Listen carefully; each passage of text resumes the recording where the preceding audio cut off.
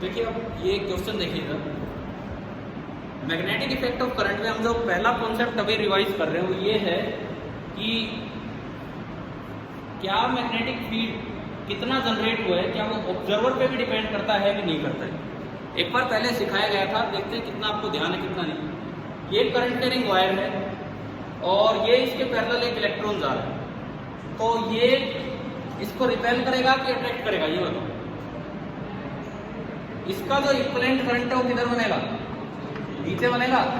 Equivalent current नीचे बना तो एंटी पैरेलल हो गया। एंटी पैरेलल करंट क्या करते थे, रिपेल के अट्रैक्ट, रिपेल, यानी कि इस इलेक्ट्रॉन पे धक्का लगेगा बाहर की तरफ और ये यहाँ चला गया। अच्छा ये जो वायर है this is a neutral current carrying wire, this is a neutral current carrying wire. तो अगर न्यूट्रल वायर में करंट चलेगा तो क्या वो चार्ज हो जाती है? न्यूट्रल वायर में जब करंट चलता है वो चार्ज नहीं होती, बिकॉज जितने इलेक्ट्रॉन एक साइड से एंटर करेंगे उतने ही दूसरी साइड से बाहर निकल जाते थे, न्यूट्रल ही रहेगी। और न्यूट्रल चीज को इलेक्ट्रिक फील्ड नहीं चला रही होगी यहाँ पे। इट मीन्स इसका इलेक्ट्रिक फील्ड कितना होगा, जीरो। अगर इलेक्ट्रिक फील्ड जीरो है तो इस पे फोर्स, इलेक्ट्रिक फोर्स भी कितना लगा होगा, जीरो। यानी कि ये ओनली कौन सा फोर्स लगा, मैग्नेटिक फोर्स। मैंने मान लो मेरे पास कोई मेजरिंग डिवाइस है, उससे मैंने ये मेजर किया और F टोटल निकल के आया सपोज 10 न्यूटन। F टोटल निकल के आया 10 न्यूटन। तो अब अगर मैं लिखता हूं F इलेक्ट्रिक ऑन इलेक्ट्रॉन कितना है, 0 की 10। इलेक्ट्रिक फोर्स इस समय कितना लग रहा है इस पे, 0, क्योंकि न्यूट्रल है। F electric on electron is 0। लेकिन अगर मैं F मैग्नेटिक की बात करूं, F मैग्नेटिक ऑन इलेक्ट्रॉन वो कितना लग रहा है फिलहाल, 10 न्यूटन। तो अगर मैं इनसे F टोटल लिखता हूं, F टोटल, तो F टोटल भी कितना हो जाएगा, 10 न्यूटन हो गया। क्लियर है? अब देखो फोर्स तो जो लगना है वो लगना है।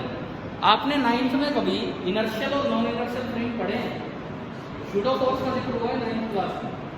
सूडो फोर्स ये बोला जाता है कि जो फ्रेम या तो रेस्ट पे हो या कांस्टेंट वेलोसिटी से चल रहा हो वो इनर्शियल फ्रेम होता है, और उसके लिए कोई एक्स्ट्रा सूडो फोर्स नहीं लगाना पड़ता, मतलब जितने रियल फोर्स लग रहे होंगे उतने लगेंगे। तो मैं एक और इनर्शियल फ्रेम लेता हूँ। अभी तो मैंने ऑब्जर्वर दिया रेस्ट पे, अभी मैंने कहीं जिक्र नहीं किया कौन ऑब्जर्वर है, तो मेरे लिए ऑब्जर्वर ग्राउंड पे है और रेस्ट पे है। मान लो मैं एक और ऑब्जर्वर लूँ, ये तो है for a, this is for observer A, and जो ऑब्जर्वर ए है वो है एट रेस्ट ऑन ग्राउंड। अब एक बार मैं इसी चीज को दोबारा ऑब्जर्व करता हूं फॉर ऑब्जर्वर बी, और ऑब्जर्वर बी मैंने कैसा लिया है सुनिए। इस वक्त ये इलेक्ट्रॉन की वेलोसिटी कितनी ऊपर, बी है। मैंने एक आदमी लिया, ट्रॉली में बैठा दिया, ये बी है, एक ट्रॉली में बैठा है और ये ट्रॉली भी ऊपर जा रही है v स्पीड से, कांस्टेंट स्पीड से, तो ये भी इनर्शियल है। ठीक है, तो जो फोर्स ए को लगा होगा, ए ने महसूस किया होगा भाई इस पे इतना फोर्स लग रहा है, वही बी को लगेगा क्योंकि दोनों इनर्शियल फ्रेम है। अब देखो बी जा रहा है v स्पीड से और ये इलेक्ट्रॉन भी जा रहा है v स्पीड से, तो बी के लिए इलेक्ट्रॉन रेस्ट पे है कि मोशन में, रेस्ट पे। तो for observer B electron is at rest. Observer B के लिए जो इलेक्ट्रॉन है वो आपका रेस्ट पे है। ऑब्जर्वर बी के लिए इलेक्ट्रॉन रेस्ट पे है। अब देखो लोरेंट्ज फोर्स के फॉर्मूले में स्पीड आती है क्या, वो इंटू वी इंटू बी पढ़ा है ना हमने। तो अगर इलेक्ट्रॉन रेस्ट पे है तो उस पर मैग्नेटिक फोर्स कितना लगेगा, H मैग्नेटिक ऑन इलेक्ट्रॉन कितना होगा, 0। लेकिन टोटल फोर्स चेंज नहीं हो सकता क्योंकि ये भी इनर्शियल फ्रेम है और ये भी इनर्शियल। F टोटल तो अभी भी वही रहना है, F टोटल अभी भी वही रहना है, इलेक्ट्रॉन पे जो उधर था कितना रहना है, 10 न्यूटन। तो मैग्नेटिक लग नहीं रहा तो कौन सा फोर्स आ गया, तो यहां बोला जाता है कि बदले में अब कौन सा फोर्स आ गया है, इलेक्ट्रिक फोर्स। और F इलेक्ट्रिक ऑन इलेक्ट्रॉन हो गया होगा 10। और इलेक्ट्रिक फोर्स तो बिना इलेक्ट्रिक फील्ड के आ नहीं सकता है। इसका मतलब क्या जनरेट हो गया यहाँ पे? Electric field. मतलब एक current carrying wire magnetic field generate करती है कि इलेक्ट्रिक फील्ड, वो डिपेंड करता है ऑब्जर्वर पे। करंट कैरिंग वायर कौन सा फील्ड डिपेंड करती है? डिपेंड करता है, जनरेट करती है, डिपेंड करता है ऑब्जर्वर पे। अगर कुछ भी मेंशन नहीं ऑब्जर्वर के बारे में, तो ऑब्जर्वर एक रेस्ट और ग्राउंड लेते हैं और हम कहते हैं कि जो करंट कैरिंग वायर है वो ओनली कौन सा फील्ड जनरेट करेगी? Magnetic field. लेकिन अगर आपने ऑब्जर्वर को मोशन में ला दिया तो हो सकता है उस मैग्नेटिक फील्ड का कुछ पार्ट किस रूप में आ गया होगा? इलेक्ट्रिक फील्ड के रूप में। अब एक बात बताओ, क्या ये ईएमआई है क्या? ईएमआई में भी हम ये पढ़ते थे कि मैग्नेटिक फील्ड से इलेक्ट्रिक फील्ड जनरेट होना। क्या ये ईएमआई है या नहीं है? क्या ये ईएमआई है या नहीं है? बताओ। ईएमआई में हम पढ़ते थे कि अगर टाइम के साथ चेंज होने वाला मैग्नेटिक फील्ड होगा तो वो क्या जनरेट कर देगा? Electric field. उसमें कहीं हमने ये नहीं पढ़ा कि ऑब्जर्वर चेंज करने से हो गया। तो ये कोई ईएमआई नहीं है, ये उसी फील्ड को देखने का तरीका है कि इससे पता लगा कि इलेक्ट्रोमैग्नेटिक फील्ड एक क्वांटिटी है जो कभी किसी ऑब्जर्वर को इलेक्ट्रिक फील्ड के रूप में दिख सकती है और कभी किसी ऑब्जर्वर को मैग्नेटिक फील्ड के रूप में। क्लियर हुआ यहाँ तक? ठीक है। अब देखिए, इस पे बेस्ड मैं एक क्वेश्चन लेता हूँ जो अभी पॉइंट पढ़ाया है, इस पे बेस्ड देखते हैं क्या सवाल होगा। क्वेश्चन ये है, मान लो आपको एक ऑब्जर्वर ग्राउंड पे दिया है, रेस्ट पे। दिस इज ऑब्जर्वर ए और दूसरा ऑब्जर्वर चलती हुई गाड़ी में है, ऑब्जर्वर नंबर बी। और यहां पे एक इलेक्ट्रॉन बैठा हुआ है, एक चार्ज पार्टिकल बैठा हुआ है, जैसे कि इलेक्ट्रॉन, ये हमने माना। ठीक है।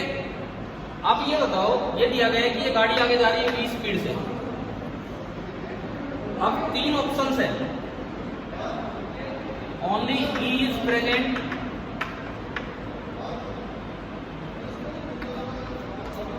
Only B is present,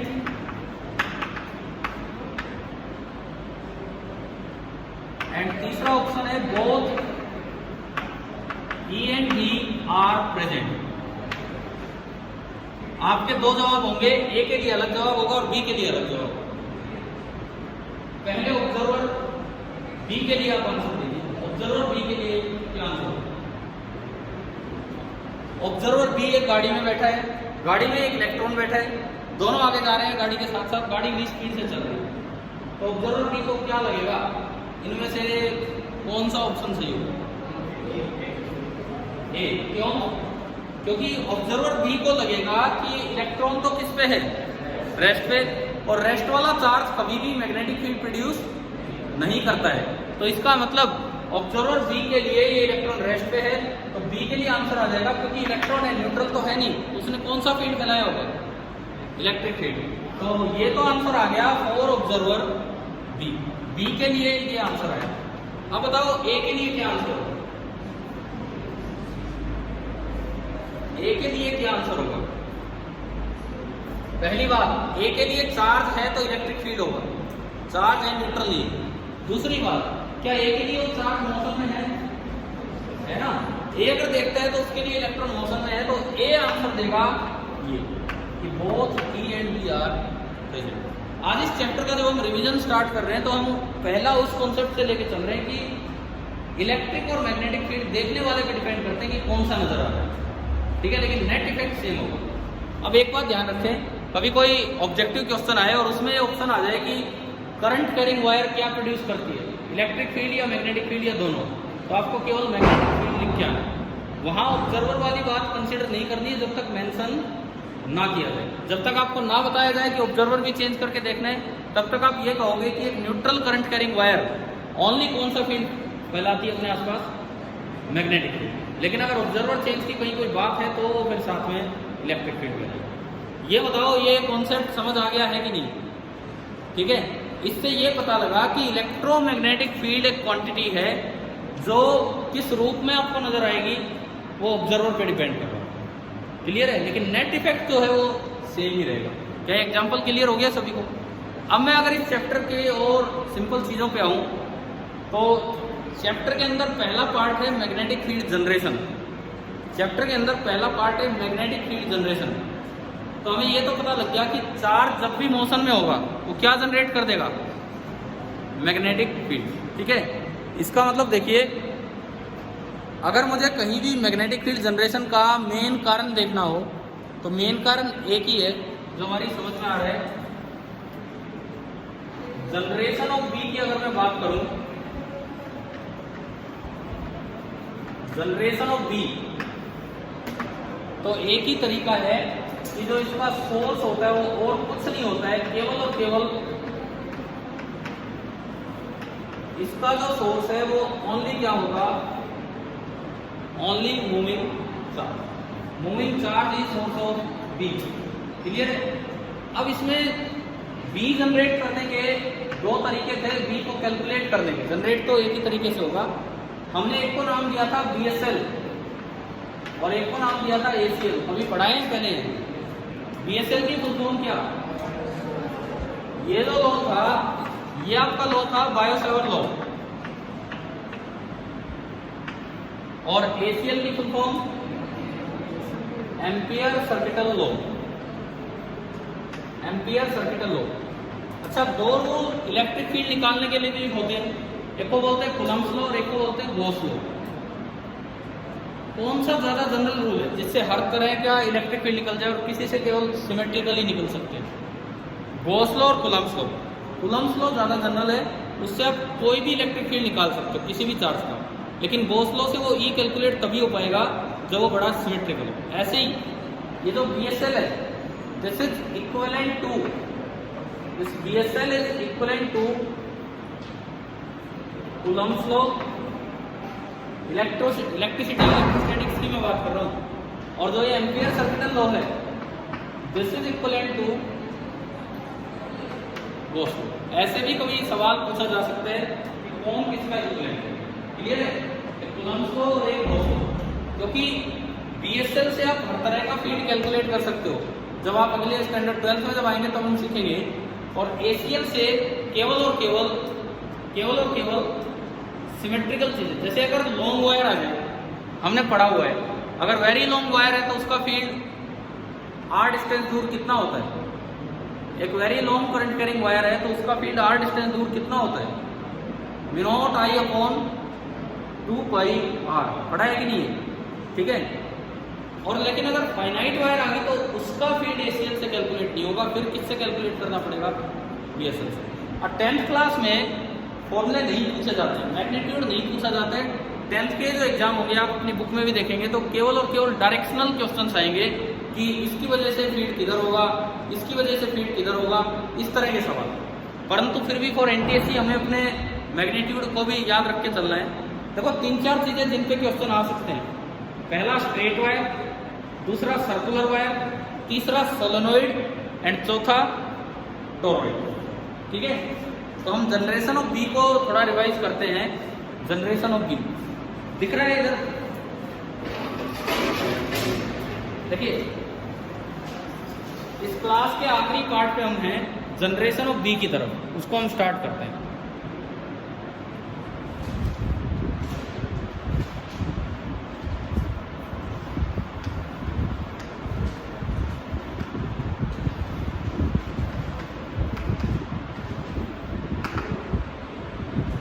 generation of B, सुनिए क्या होगा। पहली चीज, एक वेरी लॉन्ग वायर और आप उससे आर डिस्टेंस दूर फील्ड देख रहे हो, करंट आई जा रहा है, पहला फॉर्मूला। तो इसकी वजह से फील्ड, अंगूठा कीजिए करंट की तरफ, हथेली पॉइंट की तरफ, तो हथेली अंदर जा रही है राइट हैंड। और ये जो बी होगा μ0I/2πr। दूसरा पॉइंट, अगर सेमी इनफाइनाइट है, एक साइड इनफाइनाइट है और दूसरी साइड एंड नजर आ रहा है, ठीक है, और मान लो करंट ऐसे है। अब अगर मुझे यहाँ बिल्कुल इस एंड के पास यहाँ पे फील्ड निकालना है, पहली बात फील्ड किधर होगा, बाहर होगा कि अंदर होगा? राइट हैंड से देख के उठाओ, राइट हैंड, अंगूठा नीचे, हथेली उधर करते हो तो अंदर जाएगी, लेकिन इधर करोगे तो बाहर आएगी। समझ में आया? राइट हैंड थंब रूल ही है ये। तो यहाँ पे अगर आप बी निकालते हो तो वो जो बी आएगा वो निकल के आ रहा है म्यू नॉट आई अपॉन, इससे आना हो जाएगा 4 पाई आर और बाहर के। क्लियर है? तीसरी बात, अगर सर्कुलर वायर है तो इसका बस सेंटर का याद रख लो। अगर सर्कुलर वायर आती है, ये कोई करंट कैरिंग सर्कुलर वायर है और मैं कहता हूं कि इसमें n है number of turns, current carrying circular wire है और n है नंबर ऑफ टर्न्स और r है इसका रेडियस, r इसका रेडियस है। तो यहाँ b किधर होगा? सर्कुलर वायर की वजह से अगर b निकालना हो तो जो अपना हथेली है, उंगली है, उनको तो करंट की तरह घुमाओ, अंगूठा b की डायरेक्शन देगा, राइट हैंड, लेफ्ट हैंड नहीं। तो देखिए इसमें यूं आप घुमाएंगे तो अंगूठा किधर जा रहा है? अंदर। तो यहाँ जो b होगा वो अंदर होगा और ये जो b होगा ये हमें याद होना चाहिए mu nought into number of turns into y। अब इसमें पाई नहीं आता, इस बात का ध्यान रखना, पाई नहीं आता है, नीचे ओनली क्या आएगा? 2r। ठीक है, इनके कॉम्बिनेशन बन के क्वेश्चंस आ सकते हैं। हमने पहले करवाया आपको कॉम्बिनेशन के, एक सेमी सर्कल दे दिया, एक वायर सीधी दे दी, एक वायर सीधी करवाए ना इस तरह के, तो वो भी निकाले जा सकते हैं, डायरेक्शन भी और मैग्नीट्यूड भी। जैसे एक क्वेश्चन लेते हैं, ऑलमोस्ट किया हुआ होगा आपका, वही देख रहे हैं। सपोज ये दिया गया है कि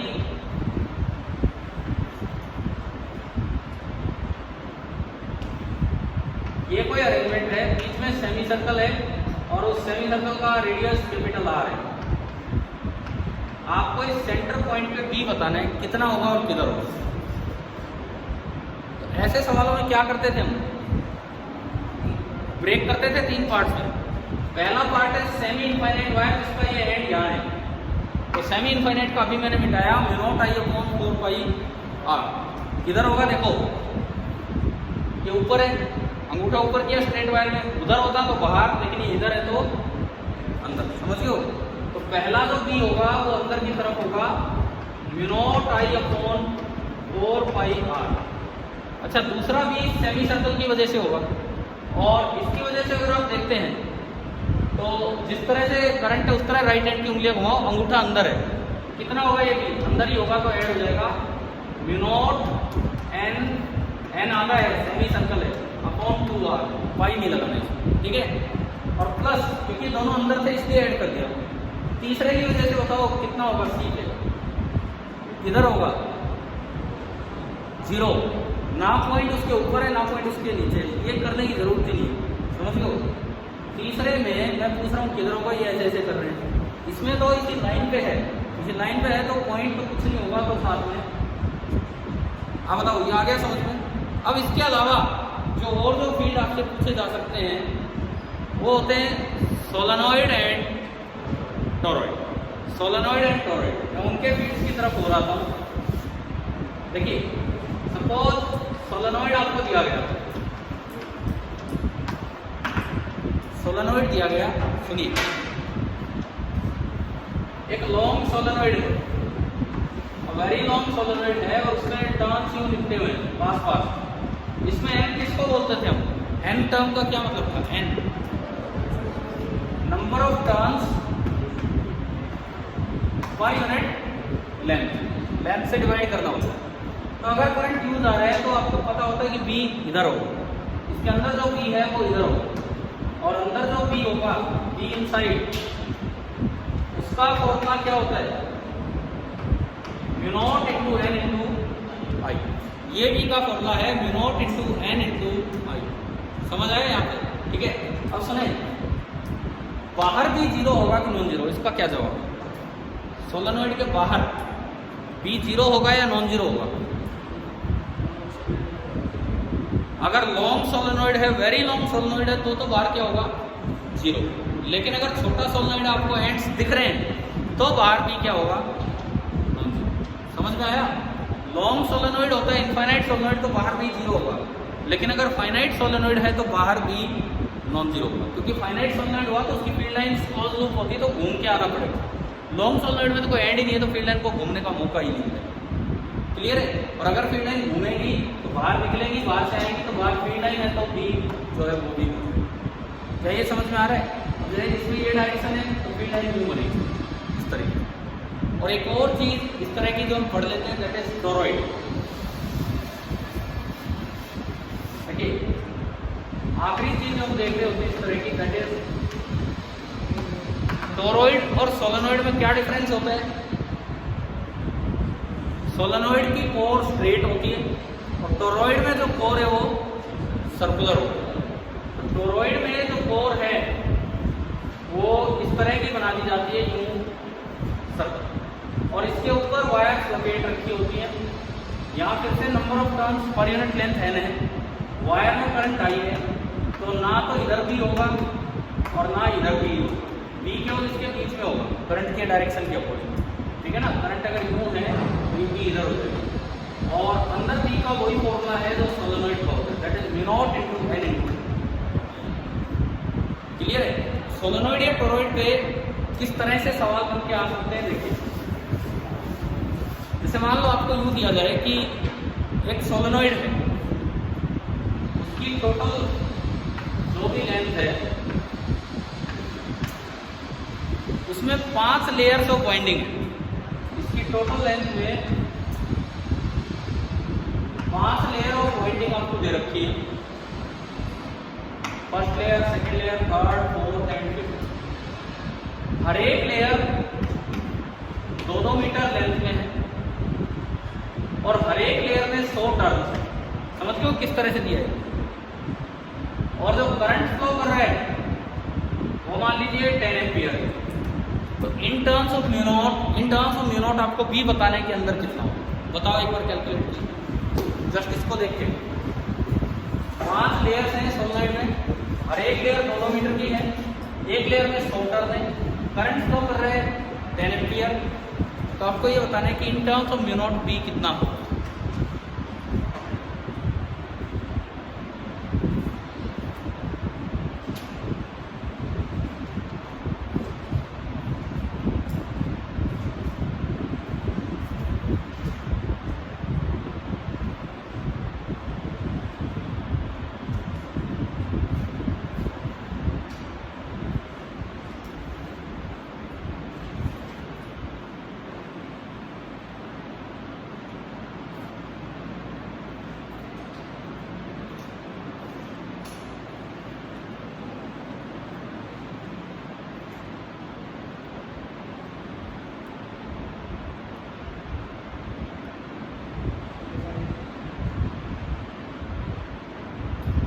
देखिए पहली बात, टोटल नंबर ऑफ टर्न्स कितने हो गए? 500। टोटल लेंथ कितनी होगी? 10 मीटर। तो number of turns per unit length कितना हो गया? 50 मीटर इनवर्स। समझ रहे हो? N/L। अब आपको B चाहिए, B का फॉर्मूला है म्यू नॉट की वैल्यू भी आपको पता होनी चाहिए कितनी होती है? 4 pi into 10⁻⁷ into small n 50 और इंटू आई आपको दिया है 10। तो आपका आंसर आ गया 500 म्यू नॉट डेसिमल। ये इसका आंसर। तो ये बताओ, मैंने आज की क्लास में मैग्नेटिक इफेक्ट्स ऑफ करंट का कुछ रिवीजन स्टार्ट किया। पहले पार्ट में हमने केवल ये सीखा कि फ्रेम पे कैसे फील्ड डिपेंड करता है कि कौन सा फील्ड। जब तक फ्रेम चेंज का नहीं बोला जाए आपको ग्राउंड वाला फ्रेम ही लेना है, ठीक है ना। उसके बाद हमने सीखा, उसी पे एक दो सवाल करके देखे और ये भी देख लिया कि किसके लिए कौन सा फील्ड होगा और किसके लिए कौन सा फील्ड होगा। पहले फोर्स का देखा था, किसको कौन सा फोर्स नजर आएगा, किसको कौन सा फोर्स नजर आएगा। फिर फील्ड का देख लिया हमने, ठीक है। देन उसके बाद हम जनरेशन ऑफ बी पे गए और जनरेशन ऑफ बी में जो भी 4-5 चीजें हैं, 2 रूल्स और जो 2-4 चीजें हैं वो आपको बताया फाइनली। क्या ये क्लास समझ में आ गई पूरी? ठीक है। अब इन पे क्वेश्चंस आप अपने करते रहें, आपके पास रेजोनेंस चैलेंज जो भी मैटर है, ठीक है। एनसीईआरटी में इन पे बहुत ज़्यादा न्यूमेरिकल नहीं मिलेंगे क्योंकि वो केवल डायरेक्शन की बात करती है। तो आप इन पे अपने क्वेश्चंस करते रहें, जो भी डाउट्स आए वो आप भेजते रहें। ज़रूरी नहीं आपको स्कूल में ही समझना हो डाउट, आप व्हाट्सएप के थ्रू भी कॉन्टैक्ट कर सकते हैं। अगर समय होगा तो मैं वहाँ करूँगा, ठीक है।